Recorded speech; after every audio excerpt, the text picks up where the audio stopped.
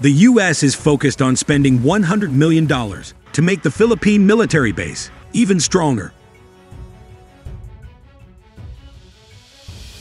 The United States plans to spend more than $100 million, 5.6 billion pesos, for upgrades at 9 military bases it has been granted access to in the Philippines. Foreign Secretary Enrique Manalo told the Senate inquiry Wednesday.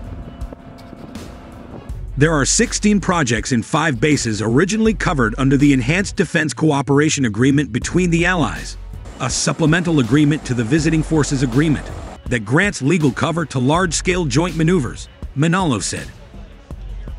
These projects include a runway and a warehouse at the Pag-asa Air Base in the northern province of Nueva Ecija, along with a storage facility in Mactan Benito Abuan Air Base in the Central Visayas region.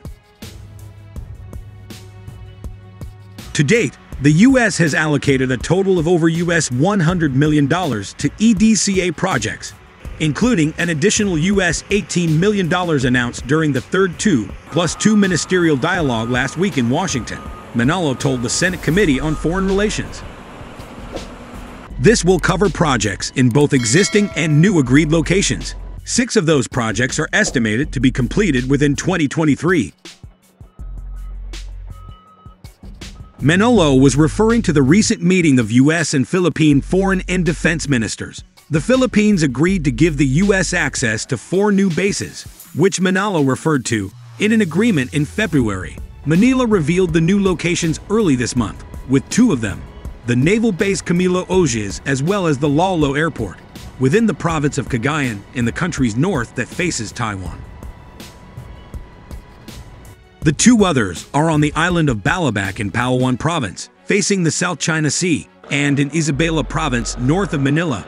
Manalo said those sites have been determined and evaluated by the Armed Forces of the Philippines as significantly relevant for Philippine defense modernization goals. Additional U.S. access to Philippine bases comes at a time of increased tensions between China and Taiwan, which it considers a renegade province. Philippine nationalists have expressed fear that the Philippines, by increasing U.S. military presence, could be drawn into war unnecessarily should China invade Taiwan.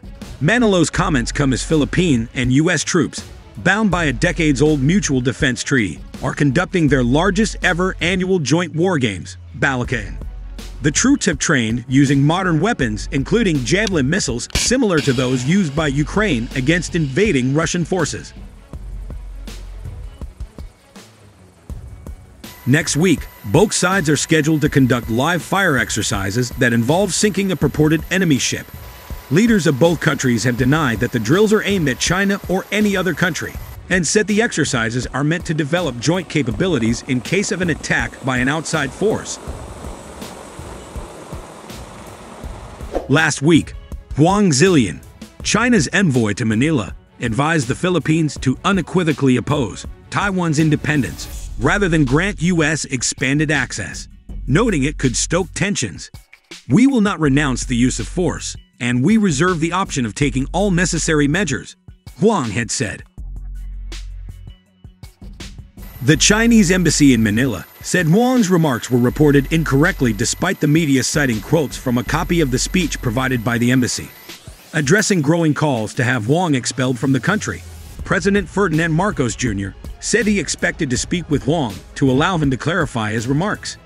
Marcos gave Huang the benefit of the doubt, noting the speech released in English may have been lost in translation.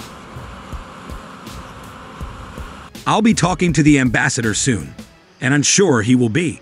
I'm sure he'll be very anxious to give his own interpretation of what he was trying to say," Marcos told reporters during a visit to the northern province of Bulacan on Wednesday. "We were all a little surprised, but I just put it down to the difference in language," Marcos said. Marcos' government was expected to host Chinese Foreign Minister Qin Gang in Manila this weekend. The Philippine Foreign Ministry said it expects Manalo and Qin to discuss the South China Sea issue, as well as other regional security issues, possibly including Taiwan. The Philippines has previously raised diplomatic protests at the presence of Chinese fishing vessels and what it calls China's aggressive actions in the strategic waterway. China claims sovereignty over almost the entire South China Sea, which sees the passage of about $3 trillion worth of shipborne annually and is believed to be rich in minerals and oil and gas deposits.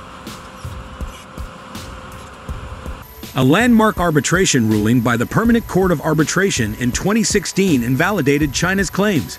Vietnam, Malaysia, Brunei, Indonesia, and the Philippines have competing claims in the waterway.